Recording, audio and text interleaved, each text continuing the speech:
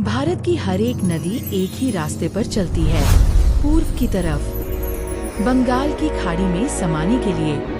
लेकिन मध्य भारत के सीने को चीरती हुई एक नदी ऐसी है जो नियमों को तोड़कर उल्टी दिशा में दौड़ती है, पश्चिम की ओर, बिल्कुल अकेली। क्या आपने कभी सोचा है कि ऐसा क्यों है? यह भूगोल की कोई गलती नहीं। यह दास्तान है भारत के इतिहास के सबसे भयानक धोखे और एक भयंकर गुस्से की। अमरकंटक के विशाल और रहस्यमयी जंगलों में जन्मी थी राजकुमारी नर्मदा। उनकी सुंदरता और तेज ऐसा था कि पूरे आर्यावर्त में उनकी चर्चा थी। और उनका दिल जीता एक ताकतवर नद सोनभद्र ने। सब कुछ तय था। एक शाही विवाह होने वाला था जो दो महाद्वीपीय धाराओं को एक करने वाला था। लेकिन किस्मत ने एक ऐसा खूनी खेल खेला जिसकी कल्पना किसी ने नहीं की थी। शादी से ठीक पहले नर्मदा ने अपनी सबसे भरोसेमंद दासी जोहिला को सोनभद्र के पास एक गुप्त संदेश देकर भेजा। नर्मदा ने उसे अपने राजसी आभूषण पहनाए ताकि राजकुमार का सत्कार हो सके। लेकिन यहीं पर हुआ सबसे बड़ा विश्वासघात। सोनभद्र आभूषणों और रूप के लालच में अंधा हो गया। उसने जोहिला को ही नर्मदा समझ लिया और अपनी सीमाएं लांघ दी।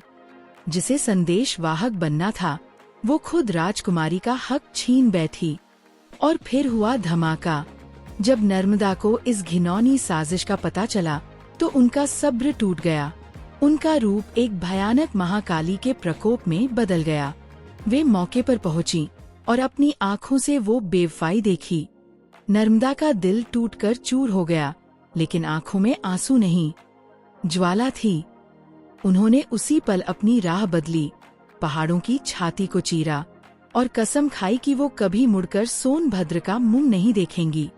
एक झटके में उन्होंने पूरे भारत के भूगोल की दिशा बदल दी और अकेले उफनती हुई पश्चिम की ओर दौड़ पड़ी।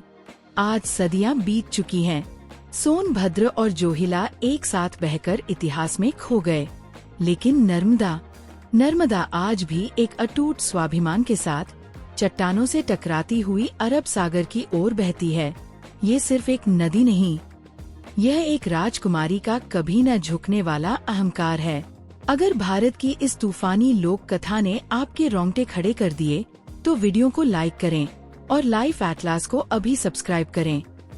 कमेंट में बताइए अगली कहानी भारत के किस कोने की सुनेंगे आप।